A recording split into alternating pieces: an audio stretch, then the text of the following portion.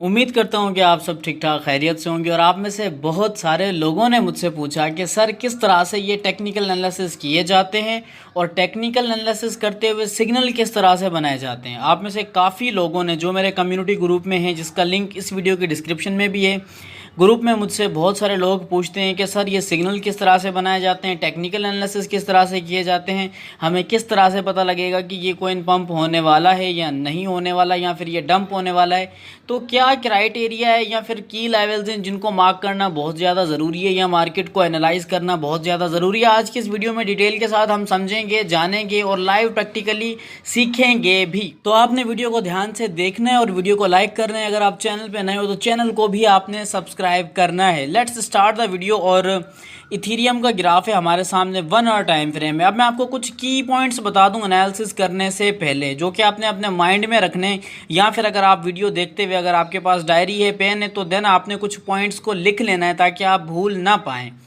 अब नंबर 1 देखें, सबसे पहले टॉप टू डाउन अप्रोच होगी। दैट मीन्स के बड़े टाइम फ्रेम से छोटे टाइम फ्रेम तक एनालिसिस करेंगे। सबसे पहले बड़े टाइम फ्रेम पे, लार्जर टाइम फ्रेम पे एक्सटर्नल स्ट्रक्चर को हम थोड़ा सा मैप करेंगे, एक्सटर्नल ट्रेंड फाइंड करेंगे जो कि बड़े टाइम फ्रेम पे होगा। एंड देन क्या करना है, बड़े टाइम फ्रेम के ट्रेंड को फाइंड करने के लिए हम मिनिमम 2 से 3 मूव देखेंगे। अगर 2 से 3 मूव डाउनवर्ड हैं दैट मीन्स कि we are in down trend, और अगर 2 से 3 मूव अपवर्ड की तरफ हैं दैट मीन्स कि we are in up trend. अब सिचुएशन में आपको थोड़ा सा समझाता हूँ लाइव ग्राफ पे ताकि आपको आसानी से समझ में आ सके। अब देखिए 1 डे का टाइम फ्रेम है हमारे सामने, इथीरियम टू यूएसडीटी का चार्ट है। अब मैं आपको कुछ लॉजिक वाली बातें बता दूं जो कि मैंने आपको बताया, जो की पॉइंट्स हैं जिनको हमने मार्क करना है ताकि हमें पता लगे कि एक्चुअल में ट्रेंड क्या है, स्ट्रक्चर क्या है बेसिकली। ठीक है, अब देखिए यहाँ पे एक टूल मैं यूज़ करना चाहूँगा, हाइलाइटर। ठीक है जी, हाइलाइटर को यूज़ करने के बाद मैं आपको बता दूँ point number 1, point number 2 and then point number 3। तो सबसे पहले आपने कुछ की लेवल्स को मार्क करना है इस तरह से। ठीक है, गॉट इट। नंबर 1 पे क्या करना है, टॉप टू डाउन अप्रोच होगी, यानी कि बड़े टाइम फ्रेम पे एनालिसिस करेंगे सबसे पहले, एंड देन हम ट्रेंड को फाइंड करेंगे, की लेवल्स को मार्क करेंगे, 3 मूव डाउन या फिर 3 move up. So this is the most effective way to determine the trend. ठीक है जी, बड़े टाइम फ्रेम पे ट्रेंड को एग्जीक्यूट करने के लिए ये एक बेस्ट वे है। अच्छा जी, आई होप कि यहाँ तक बात आपको समझ में आ गई हो। अब मैं आपको बताने वाला हूँ कि अब यहाँ पे हम एक ट्रेंडिंग लाइन का यूज़ करेंगे और ट्रेंडिंग लाइन को यूज़ करते हुए लेट्स सी कि अगर ये जो ट्रेंड है इसका ब्रेकआउट होने के चांसेस हैं या नहीं है। अब आपके सामने देखें ये ट्रेंडिंग लाइन मैंने ड्रॉ किए और 3 मूव जो मैंने आपको बताए थे, अब आप देखें ये 3 मूव के बिल्कुल एग्जैक्ट और एक्यूरेसी के साथ ट्रेंडिंग लाइन ने परफॉर्म किया है, क्योंकि हमने सबसे पहले की लेवल्स को मार्क किया था। ठीक है जी, अब यहाँ पे हमारे पास एक प्रॉपर डाउन ट्रेंड है। अब क्या चाहता हूँ मैं यहाँ पे कि मुझे ट्रेंड तो पता लग गया 1 डे के टाइम फ्रेम पे, लेकिन मैं देखना चाहता हूँ कि नीचे कोई सपोर्ट भी होगी या फिर मल्टीपल सपोर्ट्स होंगी। वो सपोर्ट्स कहाँ हैं, सबसे पहले हम उनको भी आइडेंटिफाई करेंगे ताकि हमें एक प्रॉपर जोन मिल जाए ट्रेडिंग करने के लिए। समवेयर ये एक स्ट्रॉन्गेस्ट सपोर्ट कंसीडर की जाएगी जो कि ऑलमोस्ट $2800 के करीब है। इथेरियम की बात कर रहा हूँ मैं, 1 डे के टाइम फ्रेम पे $2800 पे ये एक स्ट्रॉन्ग सपोर्ट कंसीडर की जाएगी। तो आई थिंक अब आपको 1 डे के टाइम फ्रेम पे ये जो हमने एनालिसिस किए हैं, अब आपको चीज़ें आसान नज़र आ रही होंगी। क्यों? क्योंकि हमने एनालिसिस किए हैं और हमें पता लग रहा है कि ये एक प्रॉपर डाउन ट्रेंड है और यहाँ पे एक स्ट्रॉन्ग सपोर्ट भी है 2800 पे। दैट मीन्स कि अगर हम एंट्री लेना चाहें तो 2800 पे हम एंट्री ले सकते हैं, 2800 पे हमारा सिग्नल बन सकता है, क्योंकि ये एक स्ट्रॉन्ग सपोर्ट कंसीडर की जा रही है। लेकिन अगर मान लें ये जो डाउन ट्रेंड है, अगर डाउन ट्रेंड का ब्रेकआउट होगा, ये जो हमने ट्रेंडिंग लाइन ड्रॉ की है इसका ब्रेकआउट होगा, ब्रेकआउट के बाद यहाँ से फेकआउट भी हो सकता है, रीटेस्ट भी हो सकता है। अब जो है वो बहुत सारे सिनेरियो यहाँ पे हो सकते हैं।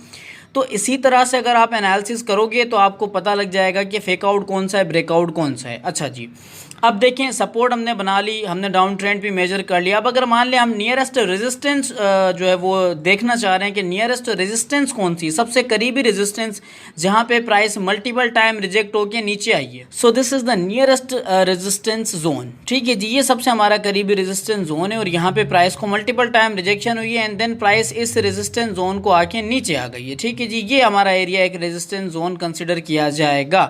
अब इसके अलावा अपर लेवल पे रेजिस्टेंस कौन सी होगी वो भी हम यहाँ पे मार्क कर लेते हैं, ठीक है जी। ये एक अपर लेवल पे रेजिस्टेंस कंसिडर की जाएगी, लेकिन ये बहुत दूर है, ये बहुत दूर है, ठीक है जी।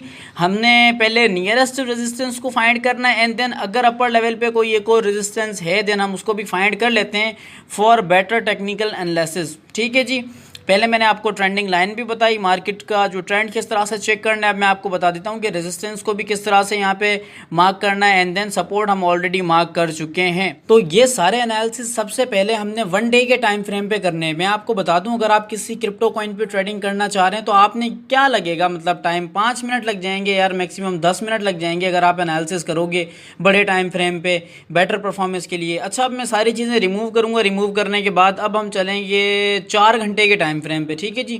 शॉर्टर टाइम फ्रेम पे जाके हम एनालिसिस करेंगे। एनालिसिस करने के बाद फाइनली मैं आपको बताऊंगा 1 आवर के टाइम फ्रेम पे हमारी एंट्री किस तरह से बनेगी या सिग्नल किस तरह से बनेंगे। बेसिकली जो पूरा तरीका है, प्रॉफिट किस तरह से बनेगा, ये सारी बातें अब मैं आपको बताने वाला हूँ। अब देखें 4 आवर का टाइम फ्रेम हमारे सामने आ चुका है, यानी कि 4 आवर का ग्राफ हमारे सामने। अगर मैं ग्राफ की बात कर रहा हूँ दैट मीन्स कि प्राइस की बात कर रहा हूँ। सिंपल सी बात है, ये जो कैंडल्स हैं ये कैंडल्स नहीं है, ये प्राइस ही है। और सबसे पहले अब मैं अगेन ट्रेंड फाइंड करने वाला हूँ, जो कि मैंने आपको पहले भी बताया कि 3 मूव अप या फिर 3 मूव डाउन। सबसे पहले हम यहाँ पे ट्रेंड को फाइंड करेंगे। अब यहाँ से एक डाउन ट्रेंड है and then somehow I feel कि इस डाउन ट्रेंड का ब्रेकआउट हो चुका है, ठीक है जी। अब आपको क्लियर नज़र आ रहा होगा कि ये डाउन ट्रेंड था एंड देन इसका ब्रेकआउट हो चुका और यहाँ पे ब्रेकआउट में हमारी एक ट्रेड बनती थी, एक सिग्नल भी बनता था। आई होप कि ये जो आसान से एनालिसिस हैं आपको समझ में आ रहे हो।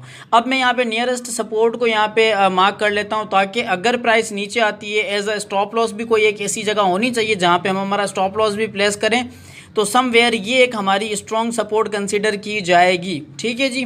देखें ये हमारी एक स्ट्रॉन्ग सपोर्ट कंसीडर की जाएगी एंड देन ब्रेकआउट हो चुका है 4 आवर के टाइम फ्रेम पे, यहाँ पे ब्रेकआउट हो चुका है। अब यहाँ से प्राइस ऊपर जा रही है एंड देन चांसेस हैं कि प्राइस और ज़्यादा ऊपर जा सकती है। यहाँ पे ओवरऑल एक सिग्नल भी बनता हुआ हमें दिखाई दे रहा है। अगर आप प्रॉपर टेक्निकल एनालिसिस सीख जाओगे आपको सिग्नल बनाना भी आ जाएंगे। ओके हो गया। अच्छा, अब देखें सिंपल सा सीन है यहाँ पे और कुछ भी नहीं है। डाउन ट्रेंड था, डाउन ट्रेंड का ब्रेकआउट हुआ है, नंबर 1। नंबर 2, यहाँ पे हमने एक सपोर्ट को फाइंड करना था जो कि हमने फाइंड कर लिया। अब नियरेस्ट जो रेजिस्टेंस होगी, नियरेस्ट रेजिस्टेंस हमारा टारगेट होगा और यहाँ पे नियरेस्ट जो रेजिस्टेंस है वो ऑलमोस्ट 3350 पे है, ठीक है जी। 3350 पे नियरेस्ट रेजिस्टेंस है और वो हमारा एक टेक प्रॉफिट या टारगेट हो सकता है। That's it. सिर्फ यही सिंपल से एनालिसिस हैं जो कि मैं आपको समझाने की कोशिश कर रहा हूं। अब हम शिफ्ट होंगे 1 आवर के टाइम फ्रेम पे ताकि इसको हम और क्लोज तरीके से ट्रैक कर सकें या फिर हम एनालिसिस कर सकें। 1 आवर के टाइम फ्रेम पे सिचुएशन देखें कि क्या बनती हुई नज़र आ रही है। अगेन मैं आपको रिमाइंड करवा दूं 1 डे के टाइम फ्रेम पे हम डाउन ट्रेंड में हैं, ठीक है जी।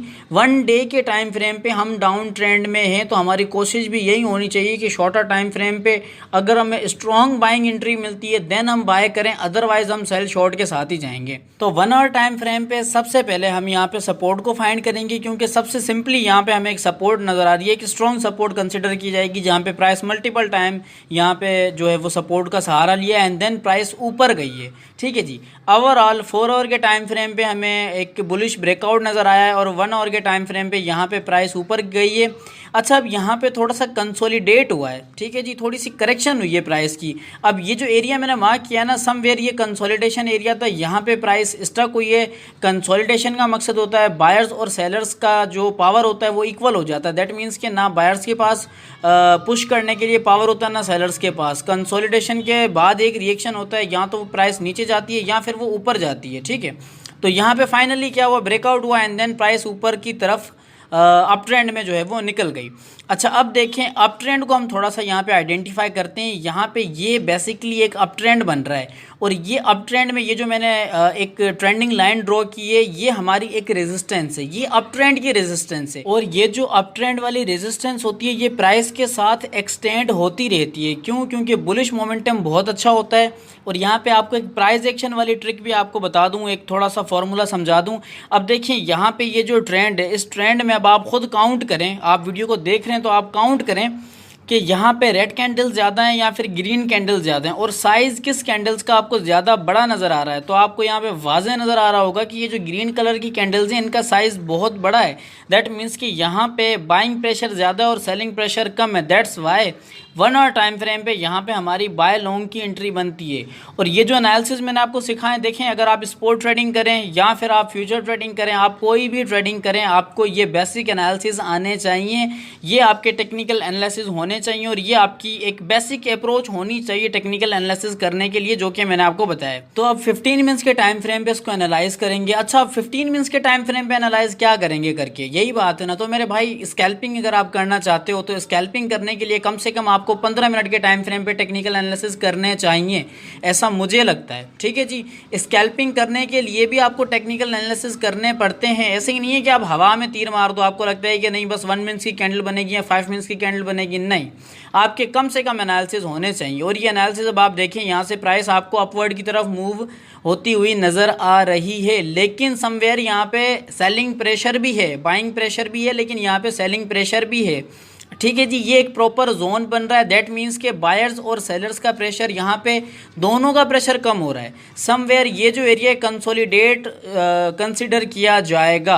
प्राइस ऊपर गई है, ऊपर जाने के बाद अब समवेयर ऐसा लगता है कि अगर हम वॉल्यूम के इंडिकेटर को यहाँ पे यूज़ करते हैं तो हमें पता लगता है कि यहाँ पे बायर्स और सेलर्स का जो है वो वॉल्यूम कितना ज़्यादा है, बायर्स ज़्यादा एक्टिव हैं या फिर सेलर्स ज़्यादा एक्टिव हैं। समवेयर ये एक स्ट्रॉन्ग सपोर्ट कंसिडर की जाएगी। अगर तो ये जो जोन है इसका नीचे की तरफ ब्रेकआउट होता है तो ये हमारा टारगेट होगा। ठीक है जी, हमारा टारगेट होगा ऑलमोस्ट $2930 के करीब हमारा सेल शॉर्ट में टारगेट बन सकता है फ्यूचर ट्रेडिंग में, क्योंकि मुझे ऐसा लगता है कि यहाँ से प्राइस नीचे जाएगी, ऊपर नहीं जाएगी। और अगर ऊपर की तरफ ब्रेकआउट करती है देन भी हमारे पास पॉसिबल चांसेस है, हम बाय लॉन्ग कर सकते हैं। ओवरऑल आपको अगर टेक्निकल एनालिसिस आते हैं ना, that is well and good, क्योंकि अगर आपको टेक्निकल एनालिसिस आएंगे देन आप बाय लॉन्ग भी कर सकते हो, आप सेल शॉर्ट भी कर सकते हो, आप मार्केट में अच्छी ट्रेड भी फाइंड कर सकते हो, आपको अच्छी अच्छी अपॉर्चुनिटीज़ आपके सामने आएंगी तो आप उन अपॉर्चुनिटीज़ को पिक भी कर पाओगे अपनी ट्रेड्स के लिए। ओवरऑल आपका जो मार्केट के साथ एक्सपीरियंस होगा वो प्रॉफिट में ही होगा, आप लॉस में नहीं रहोगे। आपकी अगर ट्रेड लॉस में भी जाती हैं तो आप रिकवरी कर पाओगे, क्योंकि मार्केट का स्ट्रक्चर आपको समझ में आएगा अगर आपको टेक्निकल एनालिसिस समझ में आते हैं तो। इसके अलावा चार्ट पैटर्न्स होते हैं, अगर आपको वो सीखने हैं तो उसके रिलेटेड भी इंशाल्लाह मैं जल्दी वीडियोस बनाऊंगा, आपको गाइड करता रहूंगा। और अगर आज की इस वीडियो ने आपके नॉलेज में थोड़ा सा भी इजाफा किया है तो आपने वीडियो को लाइक करना है, शेयर भी करना है, अपना खास ख्याल रखना है। आज के लिए इतना ही, मिलेंगे नेक्स्ट वीडियो में, तब तक के लिए खुदा हाफिज।